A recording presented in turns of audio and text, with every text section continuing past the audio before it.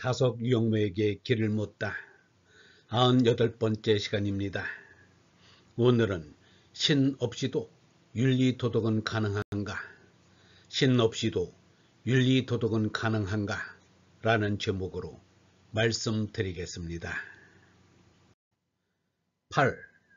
신 없이도 윤리도덕은 가능한가? 이문열이 사람의 아들에서 다루고 있는 변신론의 문제, 즉 죄 없이 고통받는 인간들이 허다한 모순적인 현실 앞에서 사랑과 정의의 하나님을 변론해야 하는 변신론의 문제는 그의 말맞다나 인간의 영원한 주제 중에 하나다.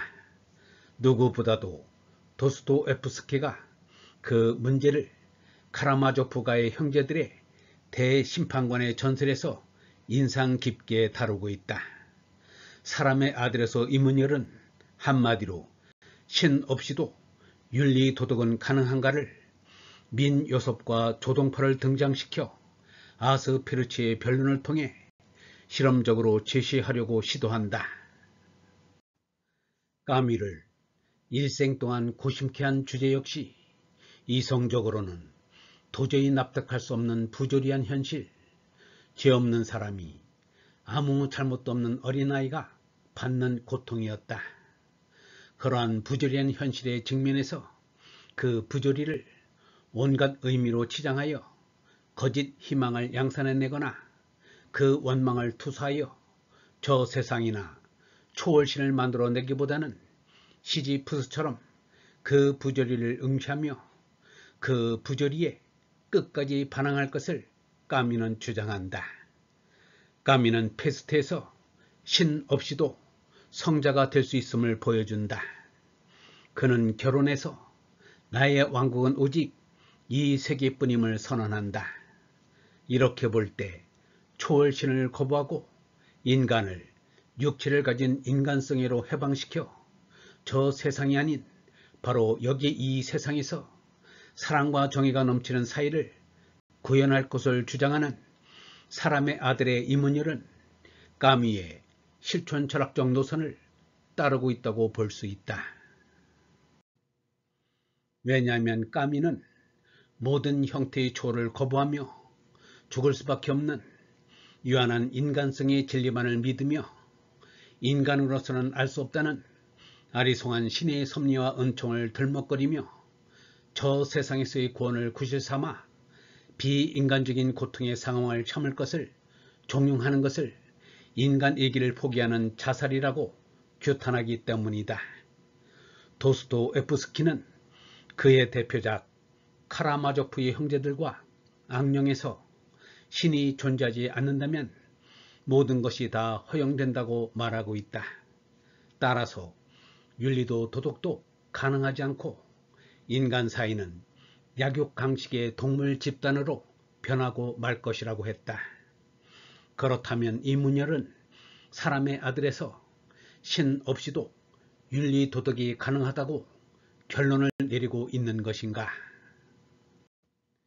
사람의 아들의 핵심적 결론을 이루고 있다는 쿼란타리아서를 보면 신 없이도 윤리도덕이 가능한 것처럼 보인다. 거기에는 신이 지상에서의 인간 생활에 대해 아무런 분별과 간섭을 하지 않아도 여전히 선은 장려되고 악은 비난받을 것이라고 얘기되고 있다. 사람을 죽여서는 안 되리라. 그래야만 너희가 너희에게 죽음을 당하지 않을 것이므로 도둑질을 하지 말라. 그러면 도둑맞지 않으리라. 간음하지 말라. 그래야만 너희 아내와 딸들이 정숙하게 남게 될 것이다. 그러나 실제로는 이러한 선포가 전혀 지켜지지 않았음을 우리는 확인할 수 있다.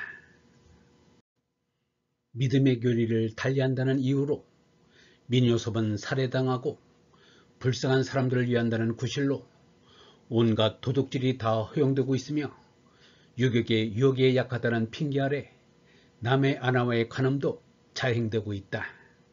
그렇다면 이문열은 신 없이는 윤리도덕이 불가능하며 그러기에 신이 요청된다고 주장하고 있는 것인가? 여기에도 확신 있게 긍정할 만한 근거가 충분치 못한 것이 사실이다. 여기 사람의 아들뿐 아니라 이문열의 다른 작품 어디에서도 이문열이 신의 존재와 신에 대한 믿음을 확신 있게 제시하고 있는 곳을 찾기는 어렵다. 우리는 차라리 조심스럽게 이문열의 까미처럼 신 없이도 윤리 도덕이 가능하다는 입장을 암암리에 견지하면서 그를 위한 이론적 바탕을 준비하고 있다고 말해야 할 것 같다. 사람의 아들은 그를 위한 시작 단계에 불과하다. 그러기에 이문열이 제기한 물음, 신 없이도 윤리 도덕은 가능한가는 대답이 안 된 채 열려있는 셈이다. 같은 문제에 관심을 가진 현대 신학자로서 우리는 한숙행을 들 수 있다. 그는 다음과 같은 물음들을 던진다. 세속화와 과학화의 여파로 그리스도교는 끝장에 이른 것은 아닌가? 그와 더불어 또한 신에 대한 신앙 자체가 끝난 것은 아닌가? 종교라는 것에 장래가 있을까? 우리에게 종교 없이도 윤리 도덕이 가능할까? 과학으로 충분하지 않을까? 종교라는 것은 마술에서 발전해 나오지 않았을까? 진화 과정에서 종교는 사멸하지 않을까? 신이란 애당초 인간의 투사이거나 민중의 아편이거나 파탄난 자들의 원한이거나 한사코 어린애로 남는 자들의 환상이거나 하지 않을까? 신학자들마저도 신 존재를 증명하는 일은 드디어 포기하지 않았던가? 우리는 왜 신을 믿는가? 왜 그저 인간과 사회와 세계를 믿는 데서 그치지 않는가? 자유, 인간의 사랑 같은 인간적 가치만 믿지 않고 어째서 굳이 신을 믿는가?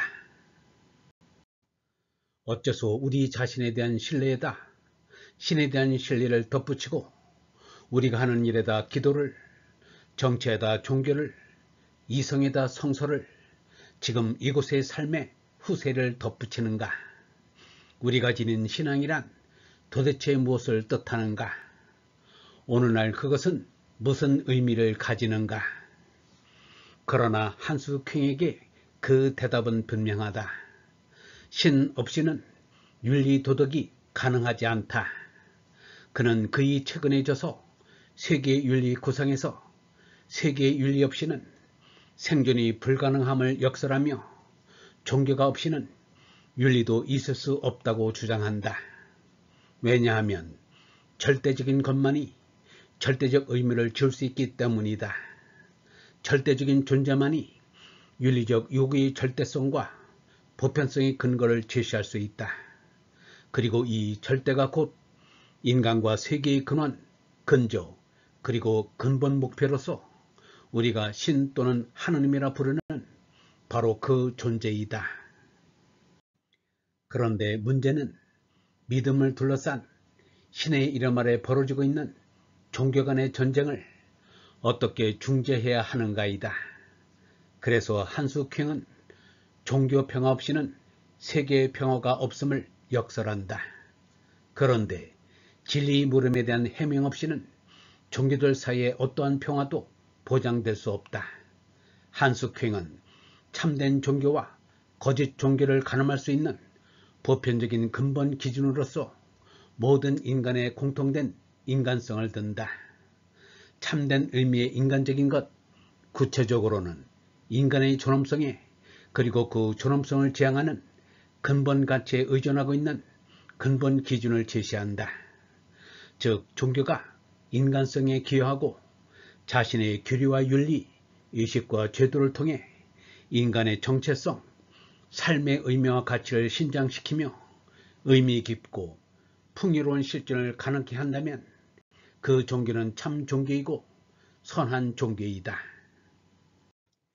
이렇듯 신 없이도 윤리 도덕이 가능하지 않다고 주장하는 한숙행도 신에 대한 믿음의 올바른 실천의 근본 기준으로서 인간성을 들고 있으며 이때의 인간성은 인간의 기본 육체적인 권리까지도 포함하는 인간의 존엄성을 의미한다.